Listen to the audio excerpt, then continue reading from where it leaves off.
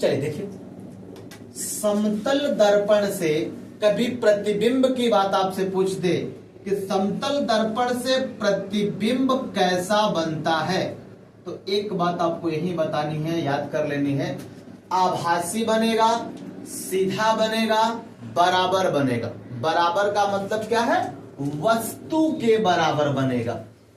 जितनी बड़ी वस्तु होगी उतना ही बड़ा प्रतिबिंब बनेगा। यह बात पहली क्लियर हो गई।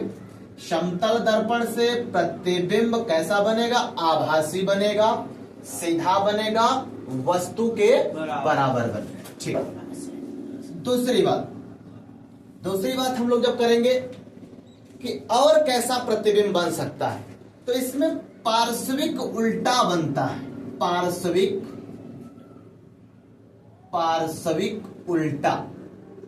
पार्श्विक उल्टा का पहले मतलब समझ लीजिए।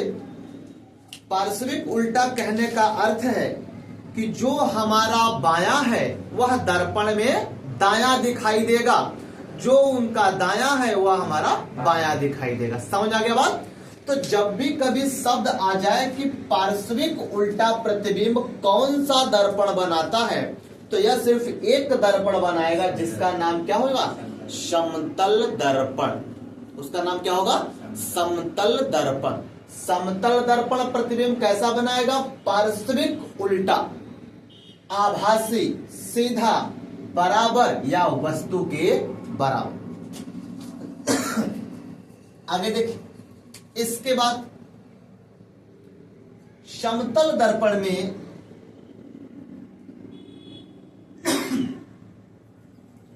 वस्तु जितनी दूरी पर रखी होती है, जितनी दूरी पर रखी होती है, प्रतिबिंब भी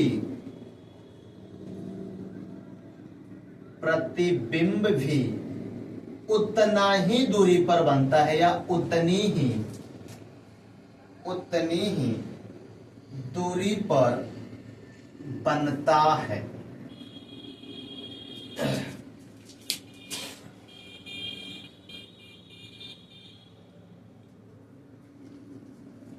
यह बात समझिए, वस्तु जितनी दूरी पर रखी होती है, प्रतिबिंब भी उतनी ही दूरी पर बनता है। जैसे यह हो गया अपने पास है कोई दर्पण, कोई समतल दर्पण हो, इसके सामने हम खड़े हो गए ना, हम खड़े हो गए, तो इस दर्पण से जितनी दूर पर हम खड़े हैं, इस दर्पण के अंदर जो प्रतिबिंब बनेगा हमारा, वह भी उतनी ही दूरी पर बनेगा जितनी दूरी पर हम इसके सामने खड़े हैं। दर्पण से मान लीजिए कि हम 10 मीटर की दूरी पर खड़े, तो हमारा प्रतिबिंब भी दर्पण से 10 मीटर की दूरी पर ही बनेगा। इतनी बात समझ में आ गई। पहली बात क्या थी? समतल दर्पण सदैव आभासी, सीधा, वस्तु के बराबर प्रतिबिंब बनाएगा। दूसरी बात क्या है कि यह दर्पण पार्श्विक उल्टा बनाता है, बाएं का दायां, दाएं का बायां बनाता है। तीसरी बात हमने क्या देखी? वस्तु जितनी दूरी पर रखी होती है, प्रतिबिंब उतना ही दूरी पर बनता है। बातें यहां तक क्लियर हो गई सबकी? आगे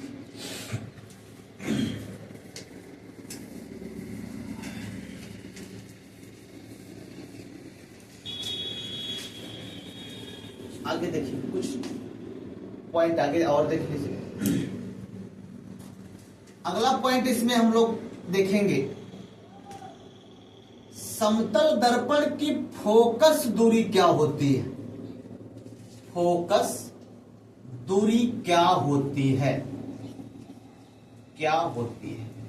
कभी इस तरह से प्रश्न हमसे पूछा जाए तो हम क्या बताएंगे? अनंत होती है। क्या होती है? अनंत होती है, इनफाइनाइट। ठीक है।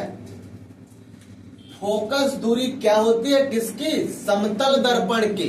समतल दर्पण की फोकस दूरी अनंत होती है। कभी क्वेश्चन आपसे पूछ लेता है कि दो समतल दर्पण एक दूसरे के समांतर रखें। क्या पूछता है? दो समतल दर्पण एक दूसरे के समांतर रखे हैं, उनके बीच कितने प्रतिबिंब बनेंगे? ठीक है, कितने प्रतिबिंब बनेंगे? अनंत बनेंगे। कितने बनेंगे? अनंत। तभी क्वेश्चन आए कि दो समतल दर्पण परस्पर समांतर पे रखे गए हों तो उनके द्वारा कितने प्रतिबिंब बनेंगे? तो हमारा जवाब कितना होना चाहिए? अनंत प्रतिबिंब बनेंगे। क्लियर होगी बात?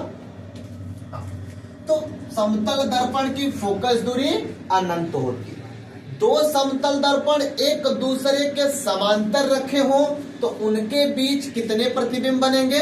अनंत प्रतिबिंब बनेंगे। इसे याद रखना है। आगे देखिए अगला पॉइंट।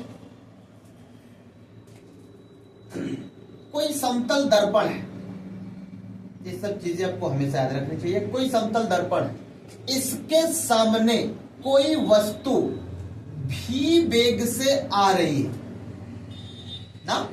कोई वस्तु है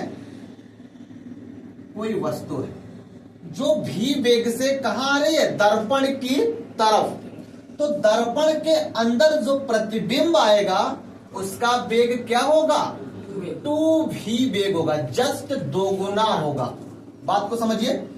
अगर कोई व्यक्ति है, किसी दर्पण के सामने 5 मीटर पर सेकंड के वेग से आ रहा है तो उसका जो प्रतिबिंब है वह 10 मीटर पर सेकंड के वेग से आएगा। इतनी बातें समझ में आ गई?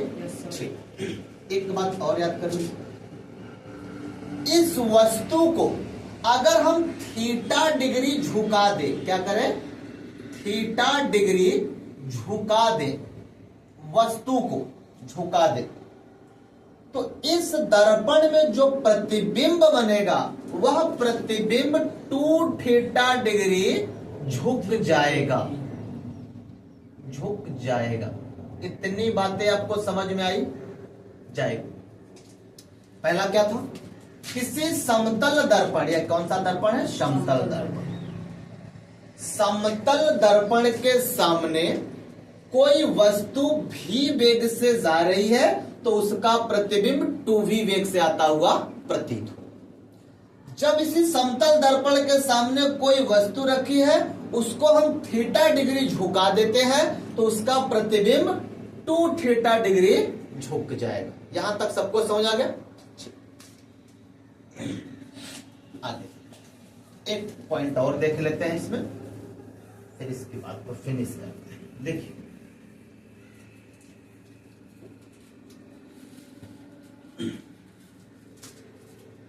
कभी पूछे समतल दर्पण में प्रतिबिंब की संख्या बताइए, तो प्रतिबिंब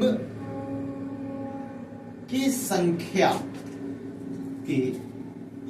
नंबर ऑफ मिरर n बराबर, डायरेक्ट आपको एक फार्मूला याद कर लेना है, 360 बटे थीटा माइनस 1। यही फार्मूला आपको याद कर। ठीक है। जैसे एग्जांपल में आपसे पूछ दे कि दो समतल दर्पण के बीच में 45 डिग्री का कोण बन रहा है। कितने का? 45 डिग्री का कोण बन रहा है ना, या 60 डिग्री का बन रहा है, किसी का भी लिख लीजिए। पहले 60 से समझते हैं, थोड़ा सिंपल से। 60 डिग्री का कोण बन रहा है तो उसके बीच प्रतिबिंबों की संख्या क्या होगी? तो डायरेक्ट लिख लीजिए 360 बटे कितना? थीटा की जगह क्या लिखेंगे? 60। थीटा की जगह -1, या इससे कैंसिल हो गया। 6 से कटेगा तो कितनी बार में? 6 बार में जाएगा। 6 छक्का 36 ना, तो 6 हो गया। 6 माइनस 1, आंसर कितना आ गया? 5। समझ में आ गया बात? अगर यह विषम में आता है, जैसे हमने देखा 6 हमारा आया तो सम है, तो सम आया है तो इसमें से -1 हमको घटाना है। अगर यह विषम आता, 7 आता, 5 आता, 3 आता, तो वही हमारा आंसर होता। क्लियर बातें समझ आई? इसका मतलब समतल दर्पण जब भी प्रतिबिंब बनाएगा उसकी संख्या विषम होगी, सम नहीं हो सकते। क्लियर होगी बात? ठीक। जब भी सम आएगा उसमें से हमको एक घटा देना है, और सम नहीं आएगा तो वही आंसर हो जाएगा। तो अब यह पूरा सिस्टम हमारे समतल दर्पण का पूरा कहानी खत्म होती है। अब हम बात करते हैं गोली दर्पण। देखते हैं।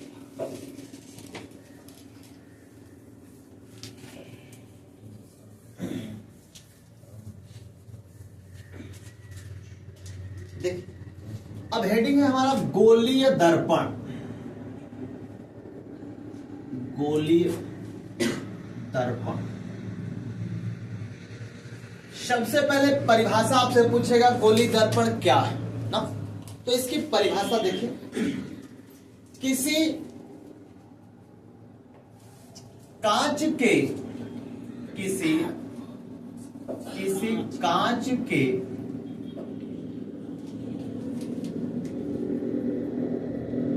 कांच के बने खोखले गोले के, किसी कांच के बने खोखले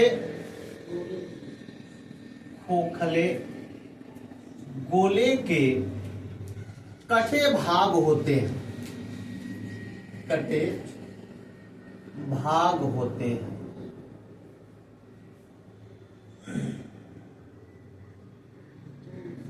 समझ में आई बात? गोली दर्पण क्या होते हैं? किसी कांच के खोखले गोले के ना, किसी कांच के बने खोखले गोले के कटे हुए भाग को हम लोग क्या बोलेंगे? गोली दर्पण। देखिए, जैसे यह हमारा कोई खोखला गोला है, इसी के कटे हुए भाग को हम लोग क्या बोलते हैं? गोली दर्पण। चाहे आप उसको यहां से काट दीजिए, चाहे यहां से काट दीजिए, चाहे यहां से काट दीजिए, चाहे यहां से काट दीजिए, यह कटा हुआ भाग क्या कहलाएगा? गोली दर्पण। ठीक है, कंफ्यूजन नहीं होना है। सीधे कांच के खोखले गोले के कटे भाग को क्या बोलेंगे? गोली दर्पण। किसी कांच के बने खोखले गोले के कटे भाग को क्या बोलेंगे हम लोग? गोली दर्पण।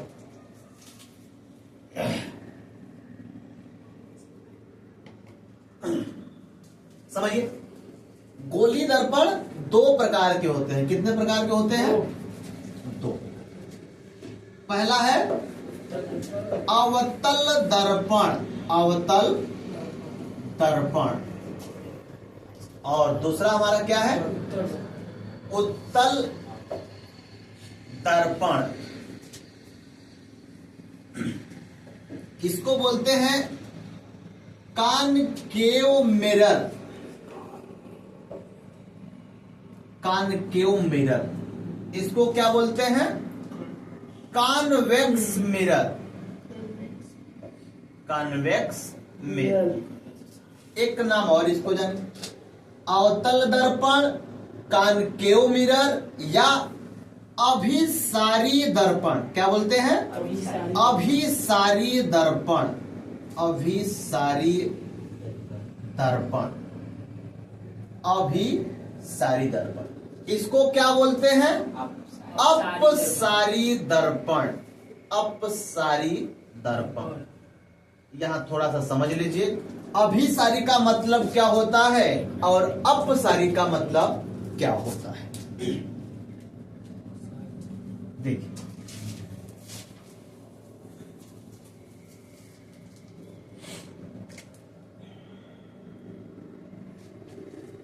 यह कोई बिंदु है। जब सारी प्रकाश किरणें या सभी किरणें एक ही बिंदु पर मिलती हुई क्या हो? प्रतीत हो, या एक ही बिंदु पर आकर मिलती हो, तब इन्हें हम क्या बोलेंगे? अभिसारी बोलेंगे। क्या बोलेंगे? अभिसारी बोलेंगे।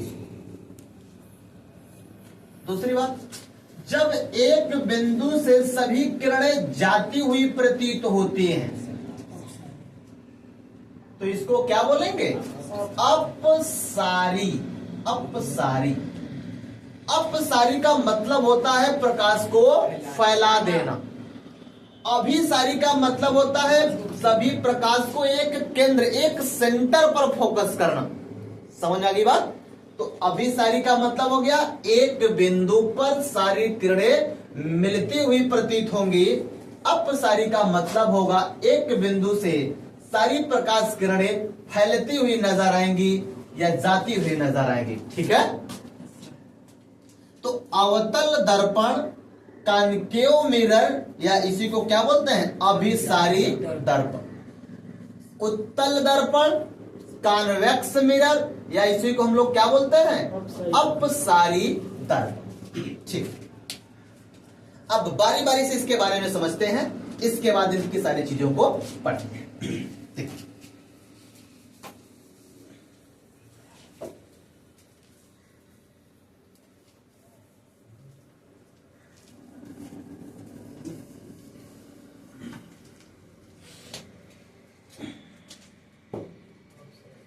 देखिए हेडिंग हम लोग लिखते हैं अवतल दर्पण।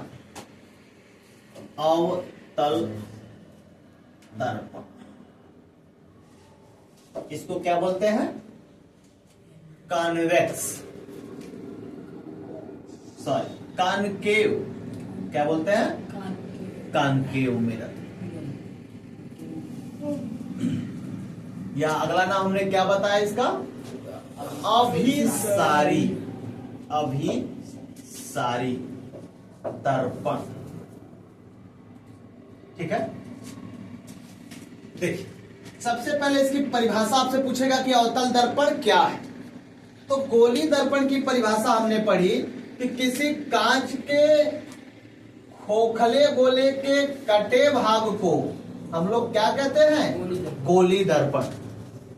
तो इसी कटे हुए भाग के, जो हमने यहां से काट कर मान लेते इसी को निकाल लिया ना, इसी के कटे भाग पर ऐसे, यानी किसी कांच के खोखले गोले के कटे भाग पर जब बाहर की तरफ यानी उभरे हुए भाग पर, कहा, उभरे हुए भाग पर पालिश कर दी जाए, उभरे हुए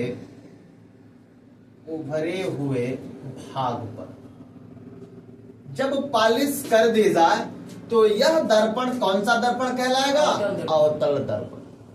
किसी कांच के खोखले गोले के कटे भाग पर जब बाहर की तरफ उभरे हुए भाग पर पालिश कर दिया जाए तो यह दर्पण या इस दर्पण को हम लोग बोलते हैं अवतल दर्पण। अच्छा, पालिश हम लोग इधर कर दिए तो परावर्तक पृष्ठ क्या हो गया, अंदर हो गया। परावर्तक पृष्ठ कहां हो जाएगा, अंदर हो जाएगा। यह हम मान लेते हैं। अब यहां से प्रकाश आएगा, यहां से टकराएगा, टकरा कर इधर वापस चला जाएगा। समझ आएगी बात है, यानी जिधर हम पालिश करते हैं उसके विपरीत परावर्तक तल बन जाता है। क्लियर होगी बात, जिधर पालिश कर देंगे उधर तो बनेगा नहीं। जैसे कांच भी हम लोग देखते हैं, इधर हमने लाल ऑक्साइड लगा दिया, इधर से तो कुछ दिखाई नहीं देगा, दिखाई देगा सामने से। जब प्रकाश जाएगा परावर्तित इधर से होगा। तो जिधर हमने पालिश किया है उधर नहीं, इसके विपरीत वाले तल को क्या बोलते हैं, परावर्तक तल बोलते हैं। परावर्तक तल जो प्रकाश को परावर्तित कर देता है। समझ आया बात। इसके बाद इसका आपसे यूज पूछ ले कि अवतल दर्पण का उपयोग कहां करते हैं हम लोग, यही जान लेते उपयोग। ध्यान समझिए, यह कैसा दर्पण है, अभिसारी, यानी सारा फोकस एक बिंदु पर कर देता है ना। हाँ, सारा फोकस एक बिंदु पर कर देता है। और दूसरी चीज, अवतल दर्पण से जो प्रतिबिंब बनता है वह कैसा बनता है, बड़ा बनता है। इसे भी जान लीजिए, अभी इसके बारे में बड़े अच्छे से डिटेल समझेंगे हम लोग। प्रतिबिंब कैसा बनता है पहले इसे ही समझ लेते हैं, फिर यूज समझते हैं। प्रतिबिंब, प्रतिबिंब, अवतल दर्पण जो है प्रतिबिंब बनाता है वास्तविक। कैसा बनाता है, वास्तविक। वास्तविक बनाएगा तो क्या बनाएगा, उल्टा बनाएगा।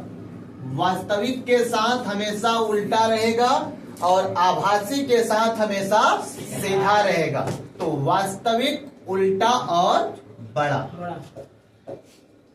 वास्तविक उल्टा और बड़ा, वास्तविक उल्टा बड़ा। यह प्रतिबिंब किसमें बनता है? अवतल दर्पण। कभी भी पूछे अवतल दर्पण कैसा प्रतिबिंब बनाएगा, आपको जवाब देना है वास्तविक बनाता है, उल्टा बनाता है और बड़ा। ध्यान समझिए, जब बड़ा बनाता है तो इसका उपयोग हम क्या करेंगे? छोटी छोटी चीजों को देखने में करेंगे।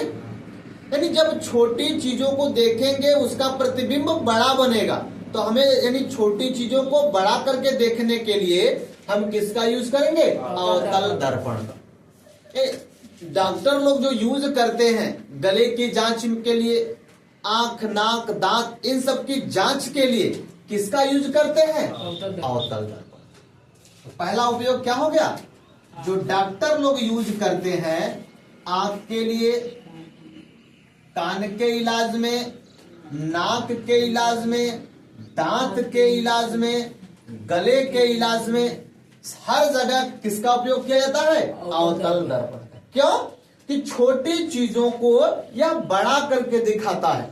तो छोटी छोटी चीजों को, क्योंकि इसका गुण है यह बड़ा प्रतिबिंब बनाता है। जब बड़ा प्रतिबिंब बनाएगा तो हमेशा छोटी चीजों को देखने में काम आएगा। और कहां इसका यूज करते हैं? दाढ़ी बनाने के लिए ना। हाँ, दाढ़ी बनाने के लिए, बियर्ड शेप में दाढ़ी बनाने में। यानी दाढ़ी हम किसके सामने बनाएंगे? अवतल दर्पण के सामने दाढ़ी बनाने में। और कहां यूज करेंगे? कैसा गुण है इसका? अभिसारी, एक जगह इसके सारे के सारे फोकस होते हैं। तो सर्च लाइट में, किसी चीज को ढूंढने में ना, सर्च लाइट में, क्योंकि एक ही जगह इसका फोकस जाता है तो हमें ढूंढने में, तो कहां चला जाएगा? Search light. Search light, search light में भी, लाइट में। और कहां यूज करते हैं? रेलवे के इंजन में। इंजन में नहीं, इंजन के हेडलाइट में ना। इंजन में तो क्या होगा? मशीनरी होगी। तो रेलवे के इंजन के हेडलाइट में, हेडलाइट में। क्यों? क्योंकि उसे सिर्फ दो पटरियों पर देखना है, प्रकाश को फैलाना नहीं है चारों तरफ, सिर्फ उसको दो ही पटरियां दिखाई देनी चाहिए। तो इसीलिए रेलवे के हेडलाइट में इसका उपयोग हम करते हैं। तो अवतल दर्पण का यूज समझ में आया? पहला क्या हो गया? डॉक्टर लोग जो यूज करते हैं आंख, कान, नाक, दांत, गले की जांच में, पहला उपयोग हो गया। दूसरा, दाढ़ी बनाने में हम किसका उपयोग करते हैं? अवतल दर्पण का। सर्च लाइट में किसी चीज को ढूंढना हुआ, अगर खान में जा रहे हैं, कोयले की खान में जा रहे हैं, तो इधर लगाते हैं सर्च लाइट लगाकर फिर उसे ढूंढते हैं, क्योंकि वह एक जगह फोकस करता है। अवतल दर्पण का गुण ही है अभिसारी। तो सर्च लाइट में, रेलवे के इंजन के किसमें? हेडलाइट में, सिर्फ दो पटरी पर ही प्रकाश दिखाई दे, यहां फैलाना नहीं है। तो अवतल दर्पण समझ में आया बात? प्रतिबिंब कितने बनते हैं, कहां बनते हैं, इसके बाद हम लोग बात करेंगे। ठीक है, आगे